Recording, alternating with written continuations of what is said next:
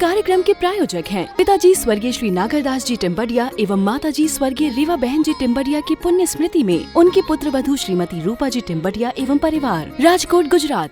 जिस जिनेंद्र भगवान की प्रतिमा के चरण कमलों का चंदन चर्चित हो, ऐसे जिनबिंब को भव्य पुरुष वंदन स्तुति दर्शन नहीं करते। कारण कि जैनों में परिग्रह सहित जिनबिंब अपूज्य है। इस प्रकार की प्रतिमा को पूजन से पाप बंद होता है। ओहो, क्या लिख रहे हैं, एक के बाद एक लाइन से प्रमाण प्रस्तुत कर रहे हैं। जैनी लोग ऐसी प्रतिमा को पूजन नहीं करते, जैनी लोग ऐसी प्रतिमा को दर्शन नहीं करते, वंदन नहीं करते, स्तुति नहीं करते, क्योंकि उनके दर्शन पूजन से पाप का बंद होता है, पाप बंद होता है। और भी कहा है, अनर्चित पद द्वंदम कुंकुमादि विलेपनैः जिनेन्द्र बिंबम पश्यन्ति ते नराः धार्मिका भुवि। स्वामी कुलभूषण कृत सार चतुर्विंशति स्तवन से ये पंक्तियाँ हैं। धर्मात्मा पुरुष वे हैं जो जिनेन्द्र भगवान की प्रतिमा पर न केसर आदि का विलेपन करते हैं और न केसर आदि से युक्त प्रतिमा की पूजा वंदना एवं स्तुति ही करते हैं। और भी कहा है, कितने प्रमाण लाइन से दे रहे हैं। मत मानो किसी व्यक्ति की, लेकिन कम से कम इतना तो मानो। क्या क्या इतना तो मानो भाई साहब कि दर्शन वंदन करने योग्य नहीं है। जिस समय चढ़ा हुआ है उस समय दर्शन वंदन करने योग्य नहीं है। जिस समय प्रतिमा का प्रक्षाल हो रहा है और जिस समय उसके ऊपर चंदन आदि नहीं है, उस समय आप अवश्य उस प्रतिमा का दर्शन करें। और यदि आपके सामने ऐसी कुछ प्रतिमा मिलती है जो प्रतिमा लेप लगाई हुई दिखती है, तो कषाय बिल्कुल नहीं करें, झगड़ा बिल्कुल नहीं करें, किसी से विवाद बिल्कुल नहीं करें, किसी से लड़े नहीं, किसी को धमकाएं नहीं, कहीं दादागिरी जताएं नहीं, किसी भी व्यक्ति को ये नहीं कहें भैया कल से देख लेना, हट जाना चाहिए ये नहीं भाई, विनम्रता से कह करके देख लो, सर प्लीज़ यदि ये हट जाता है तो हमें भी दर्शन का लाभ मिल जाएगा, देख लो यार, जैसे आपकी इच्छा। हमने तो कहा है आपका जैसा मन हो वैसा करें, लेकिन बस इतना होगा कि यदि आप इतना सा काम कर देंगे तो हमारे दर्शन हो जाएंगे हमारे, और तो क्या हो सकता है, इतना है। देखिए क्या लिखते हैं, देखिए कहाँ तक पहुँच गए अपन। और भी कहा है, सिद्धांत सिद्ध नंद्याचार्य कृत प्रबोध सार का ये प्रकरण पढ़ रहा हूँ। कर्पूर कुंकुम रसेन सुचंदनेन श्रीमज्जिनेन्द्र चरणाग्र विक्षपेणेन पूजन्ति ये भविजनाः सुगंधवान्ध्या दिव्यांगना परिवृत्ताश्च सदा वसन्ति। श्री जिनेन्द्र देव के चरण कमलों के आगे कपूर, चंदन, कुंकुम आदि मिश्रित रस को जो विक्षेपण करते हैं अर्थात चढ़ाते हैं, वह भव्य उत्तम देव पर्याय का उत्तम सुगंध अंग और अनेक प्रकार के देव पर्याय के सुखों का अनुभव सागरों पर्यंत करते हैं। देखो क्या लिख रहे हैं, ये चरणों के आगे चढ़ाते हैं क्या,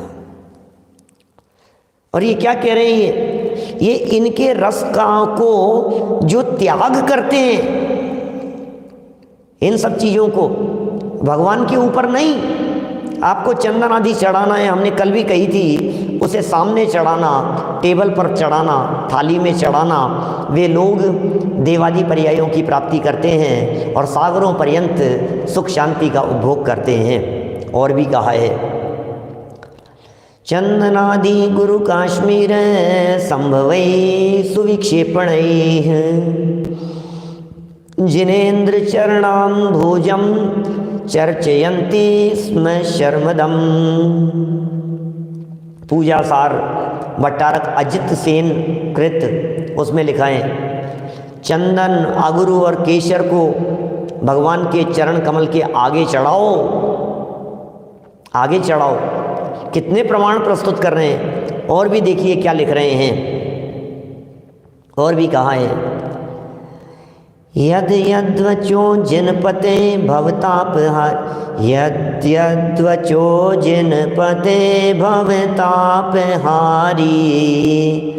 नाहं सुशीतल पहि मपीह भवामि तद्वत्, कर्पूर चंदन मितीव मयार्पितं सत्, त्वत्पाद पंकज समाश्रयणं करोति। पद्मनंदी पंचविंशतिका का ये श्लोक है। क्या लिख रहे हैं, जिस प्रकार भगवान के वचन समस्त संसार के संताप को हरण करने में समर्थ हैं, ओ भगवान के वचन, क्या लिख रहे हैं, जिस प्रकार भगवान के वचन समस्त संसार के संताप को हरण करने में समर्थ हैं, उसी प्रकार अत्यंत शीतल भी मैं संसार के संतापों के हरण करने वाला नहीं हूं। क्या, इसलिए ऐसा समझकर मेरे द्वारा चढ़ाया हुआ ये कर्पूर मिश्रित चंदन, हे भगवान आपके चरण कमल के आश्रय करता हूं। हो कर्पूर मिश्रित चंदन, हे भगवान ये चढ़ा रहा हूं आपके सामने, अत्यंत शीतल करते हैं प्रभु। चंदन शीतलता करे, हरे चतुर्गति वास, ऐसे ऐसी पंक्तियां हैं ना।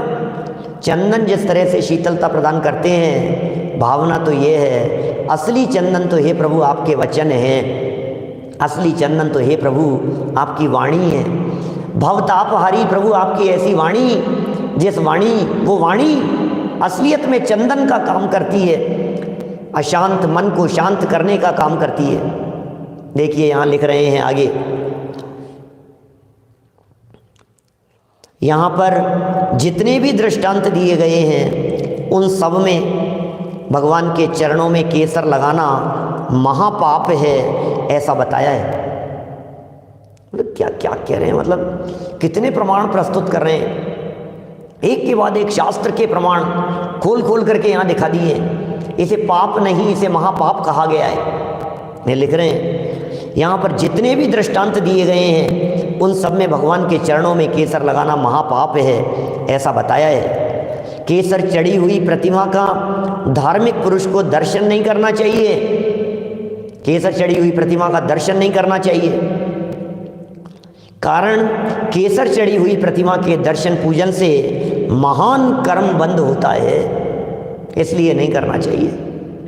कितने प्रमाण प्रस्तुत किए हैं और आगे और भी प्रमाण देते हैं। षट प्राभृत श्रुत सागर सूरी द्वारा लिखी गई जो टीका है, कोई किसका ग्रंथ है षट प्राभृत? अष्टपाहुड़ है, अष्टपाहुड़। उसके दो पाहुड़ लास्ट वाले जो हैं ये बाद में मिले, पहले वो षट प्राहुड़ था। वो उस षट पाहुड़ की टीका श्रुत सागर सूरी ने लिखी है।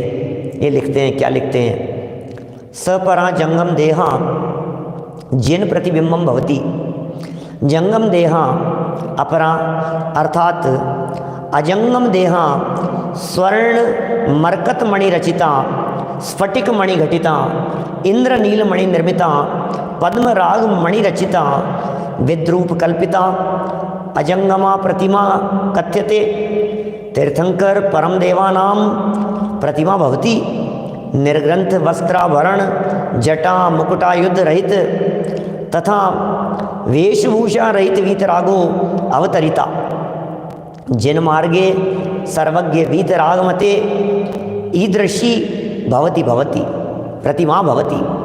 षट प्राभृत श्रुत सागर सागरी टीका उसका ये प्रमाण प्रस्तुत किया है। और आगे भी कहा है, और भी कहा है। षट प्राभृत के पृष्ठ 85 की ये पंक्तियां यहाँ प्रस्तुत कर रहे हैं। सुनो तो सही, प्रमाणों की झड़ी लगा देते हैं सूर्य सागर जी महाराज साहब।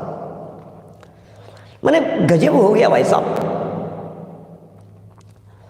मैंने कितने प्रमाण, कितने प्रमाण, कितने आगम, क्या कितने एक के बाद एक प्रमाण दे रहे हैं। प्रतीक जी, यदि आपको ऐसे लगता है कि हमारे पास में कोई ऑप्शन नहीं है तो क्या करें, आप प्रक्षाल के समय जाइए और प्रातःकाल जाकर के जिनेंद्र देव का धोती दुपट्टा पहन करके प्रक्षाल कीजिए और जिनेंद्र देव के प्रतिमा की चरण वंदना कीजिए, दर्शन कीजिए, पूजन कीजिए, भाव विभोर होकर के लाभ लीजिए। ऐसा है हो। क्या लिख रहे हैं?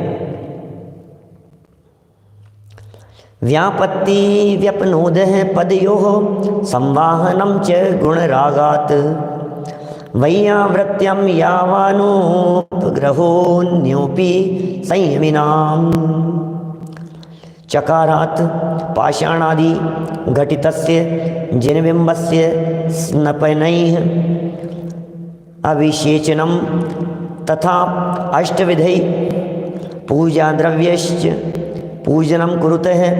कस्य कुरुतः? जिनबिम्बस्य वेशभूषायुधैरहितः। इदं प्रकारं जिनबिम्बस्य अन्य प्रकारं जिनबिम्बं मानितं तदा कुंभी पाकादि नरकादौ पतिष्यति।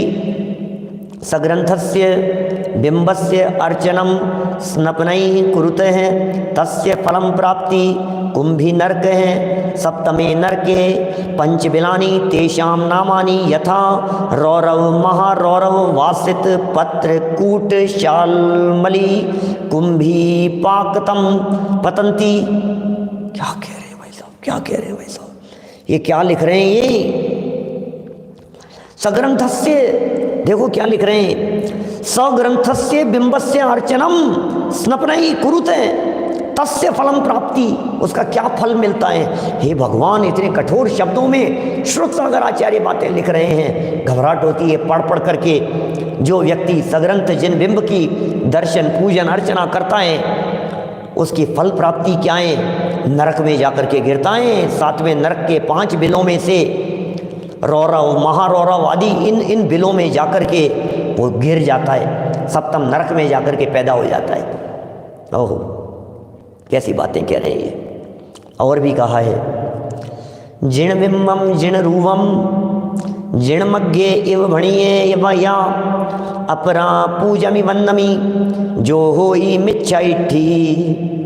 जिनेंद्र की प्रतिमा जिन मार्ग विषय कही है वैसी के सिवाय वंदना करने वाले को मिथ्या दृष्टि कहा है।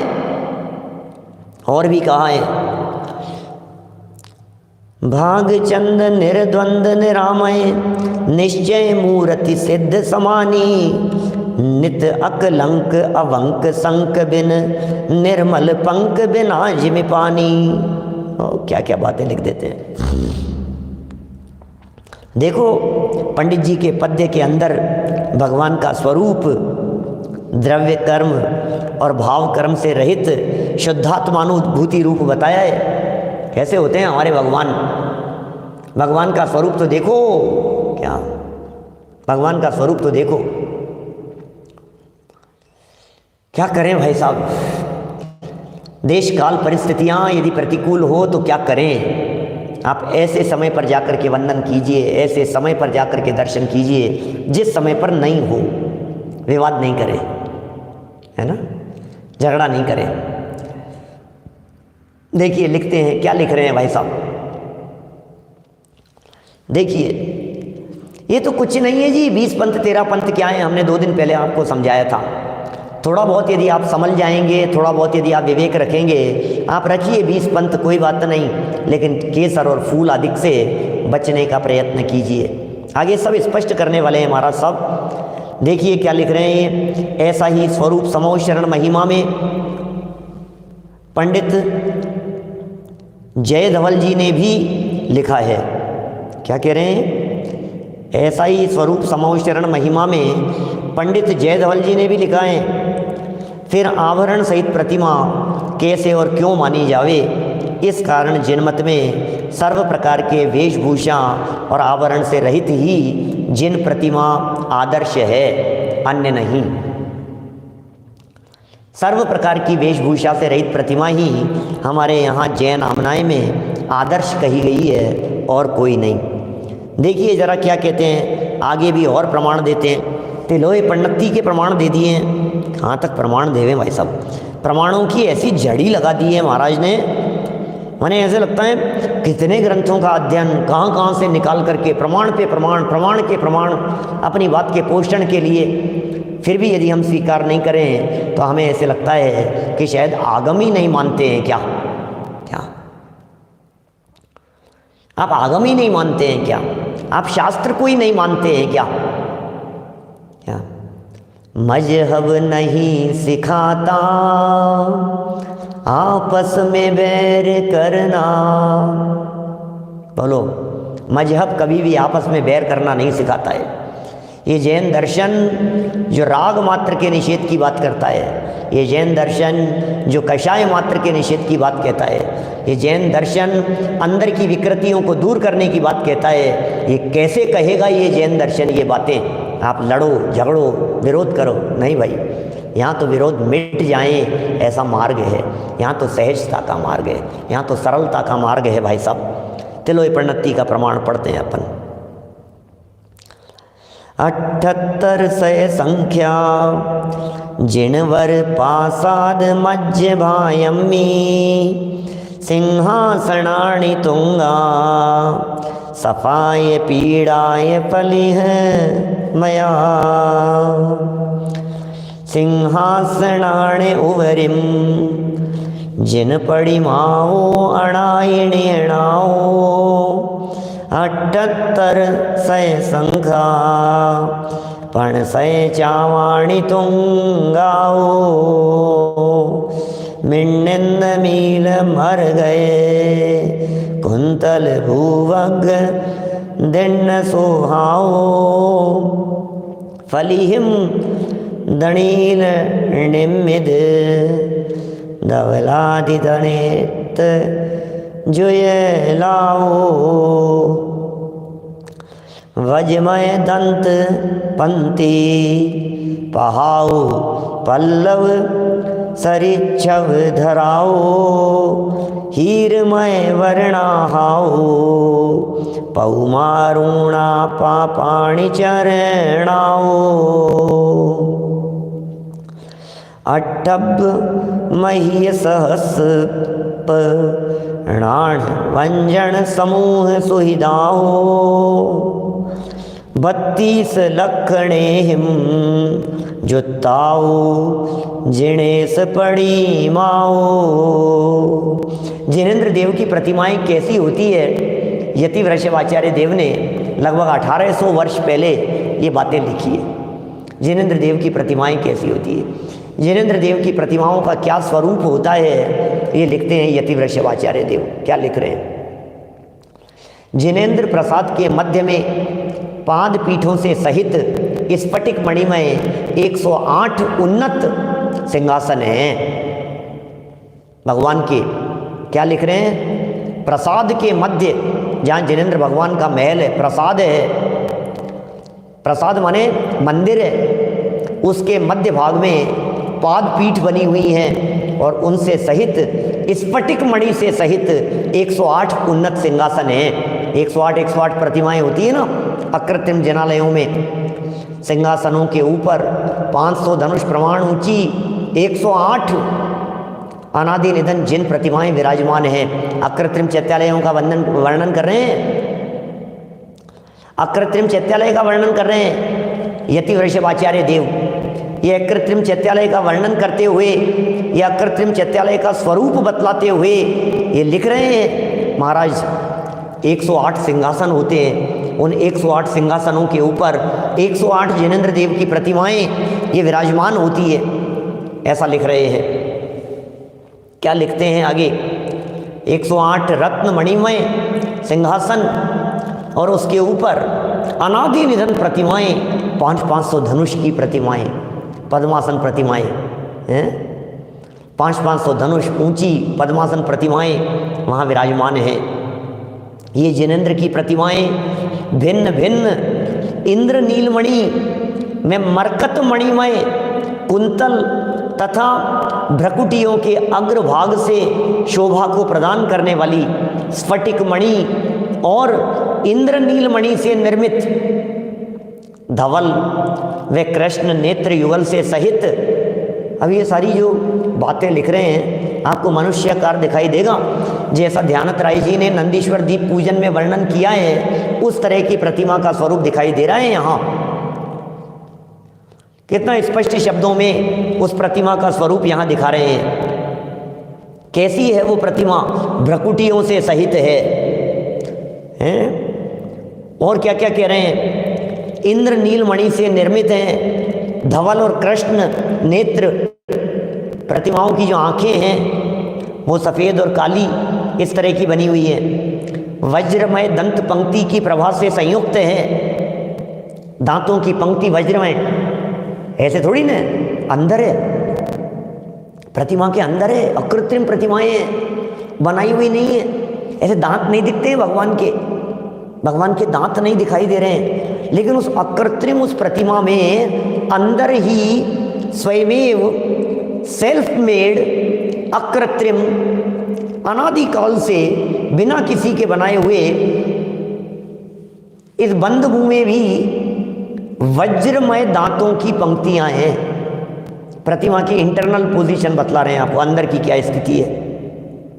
और पल्लव के सदृश अधरोष्ट ये से सुशोभित हैं। हीरे से निर्मित उत्तम नखों से विभूषित। ओहो, ये जो नाखून दिखाई दे रहे हैं ये हीरे के समान है, उन्नत नखों से विभूषित हैं।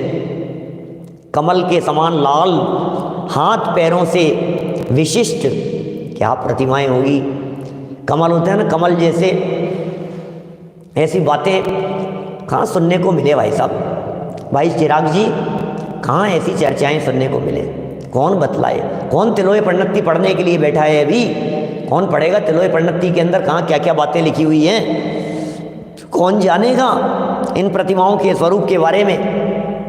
लिख रहे हैं ऐसे रत्न जड़े हुए, रत्नों से, डायमंड से बनी हुई ये नख की पंक्तियां, हीरे से निर्मित, कमल के समान हाथ और पैर, पंजे किस तरह से सेल्फ है। कलर नहीं है, कलर नहीं करना है उसके ऊपर, कलर नहीं किया जाता है।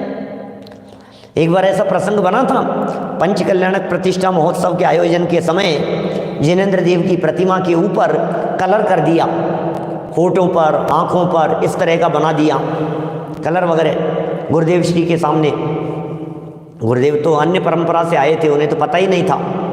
उन्हें लगा कि भाई ध्यानत राय जी ने लिखा है लाल नख मुख नयन श्याम अरु श्वेत है, श्याम रंग भो सिर केश छवि देत है, तिलोय परिणति के अंदर लिखा है इस तरह का।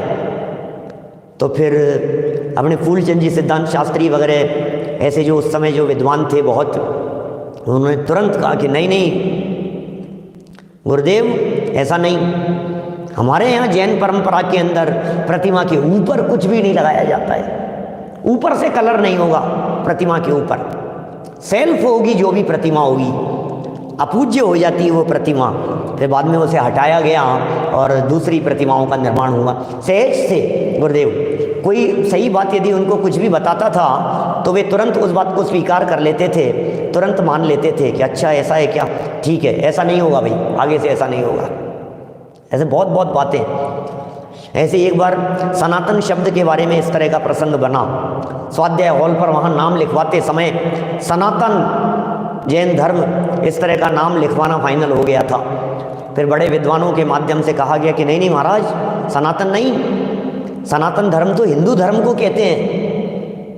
अपना जैन धर्म सनातन है, लेकिन सनातन शब्द का प्रयोग नहीं किया जाता जैन धर्म के लिए।